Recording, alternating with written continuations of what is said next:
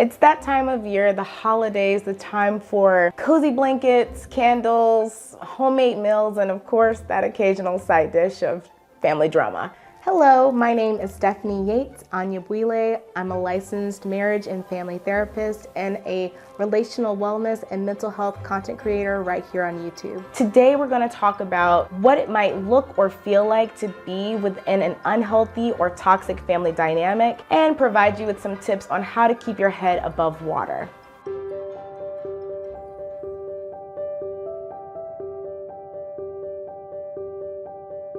Whether it be an overbearing mother-in-law, a nosy father, or self-centered siblings, we all can relate. We can't choose who our family members are, but we can choose how we navigate toxic family dynamics.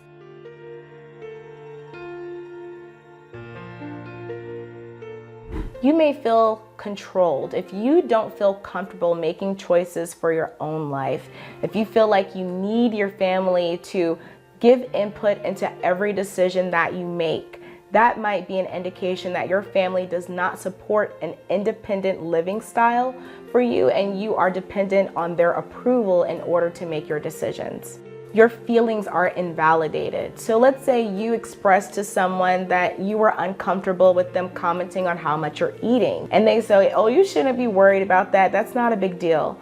That is them telling you that your feelings on the situation do not matter. That lack of validation can be a huge sign of a toxic family dynamic.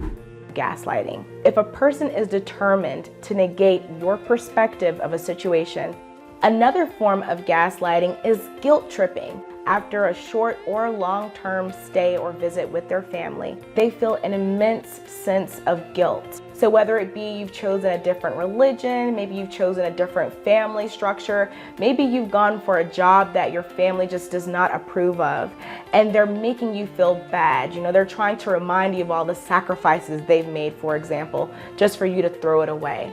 Your family, again, does not support the choices that you are making for your own life. Withholding affection can look a lot of different ways. It could be what we expect, such as maybe withholding a hug, right? But it can also be maybe refusing to make eye contact or not responding to someone when they make a statement in a conversation. Those little moments of rejection can make a person feel like they are abandoned by the family that they're physically surrounded by. So withholding affection can be a very traumatizing experience, and it's definitely one of the top signs we'll look for when we're looking to see if a family might have toxic family dynamics. If there is substance abuse within the family, that is very highly correlated with a toxic or dysfunctional family dynamic. But remember, if they are not in a place of being willing to either admit that they have an issue with substances or get help if they are willing to admit it, it is very difficult to maintain a healthy family dynamic under those circumstances. Now we know what it looks like, some of the signs of a toxic family dynamic, but you're like, okay, so what do I do about it? Here are some things that you can focus on the next time you're spending time with your family to help you feel a little bit more in control of managing yourself within those dynamics. Make sure you set boundaries. This is something we're hearing about all the time, but it's amazing how underestimated boundaries still are till this day. Boundaries can look really different, and I always like to tell my clients that it's not our job to make someone else adhere to our boundaries, but it is our job to enforce those boundaries. So I'll give you a simple example. Maybe you say someone can't show up at your house after 9:30 p.m. Can you physically keep that person from coming to your house? No, you can't, because you can't make someone do something, but you do have control over whether or not you open the door. So making sure that you recognize your opportunity for enforcing boundaries and you don't put the responsibility on other people to make those boundaries happen. Practice detachment. There are some topics that you are not comfortable discussing, but within certain dynamics, maybe you don't feel like you have the control or autonomy to say that you're not going to talk about that. And a great way that I work with my clients on being able to create those boundaries in conversation is doing what we call scripting. Make a list of the things that you're comfortable talking about and the things that you're not to help guide you in conversations while you're talking with your family. You can almost predict how they're going to respond to things. The simplest thing is to say, listen, I am not going there this year. But if they keep pushing, you need to figure out your way of escape out of that conversation.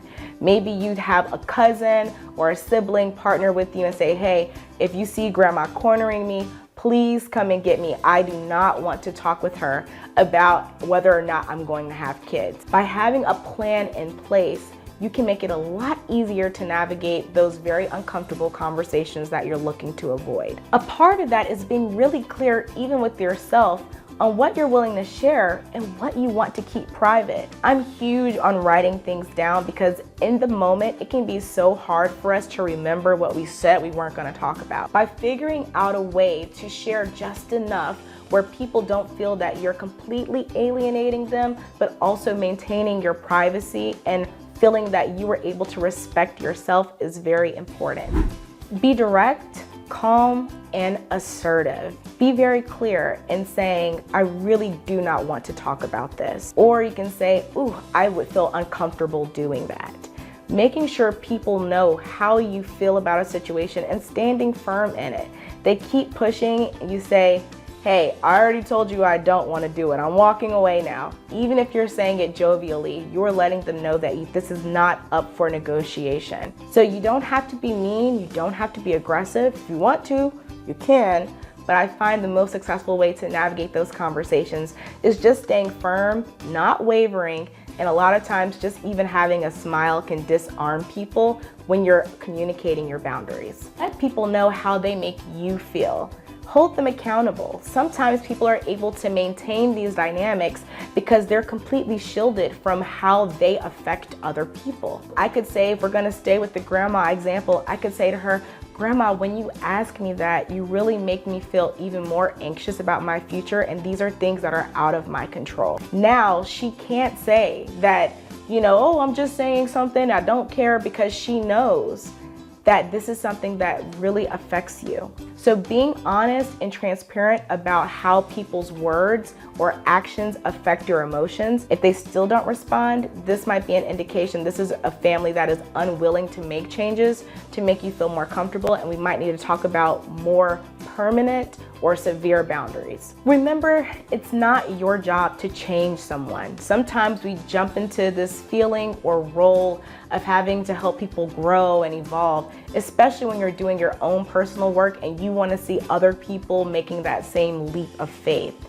However, everyone has a different journey, and people might not be in a place where they're willing to hear things that would challenge their identity. It's not your job to fix them. All you can do is worry about your contribution to these dynamics and focus on what is within your control. You can't fix them, but you can tell them how they make you feel. Most of the time when I'm working with families, there are multi-generational patterns at play. You might have a mother who's overbearing because her mother or father was overbearing.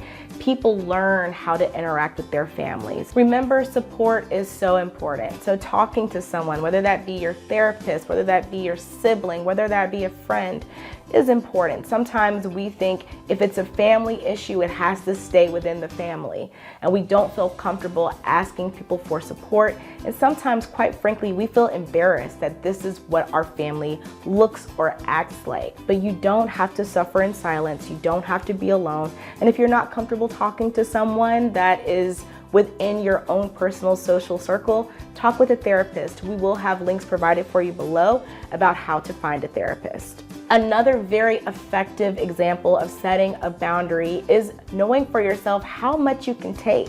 For example, you can set an alarm on your phone. You could ask a friend to call you. You can create the boundaries to make sure that you're taking in as much as you can.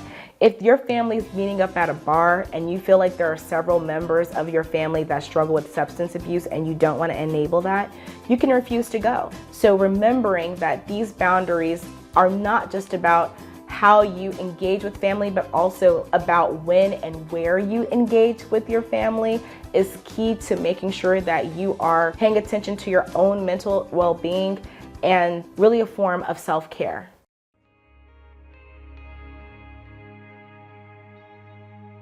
So let's do a bit of a summary. I know that was a lot. So the main takeaway for this video is, what are the top signs that you are within a toxic family dynamic? I would say gaslighting, a lack of love, respect, compassion, and no respect, especially for choices that you're making for your own life. If your family seems unwilling to make adjustments once you do share how these things make you feel and you try to enforce your boundaries, you may have to create a really permanent boundary and cut off ties. But remember, that does not have to be forever. Maybe there's a time period that is necessary for your family to recognize the value that you bring to the family and miss you, or maybe you'll recognize the value that they bring into your life and be able to better communicate and work with them. And try to enforce it in a way where you still have social support around you and you don't feel isolated or alone. Remember, you're your best advocate and only you know what works best for you.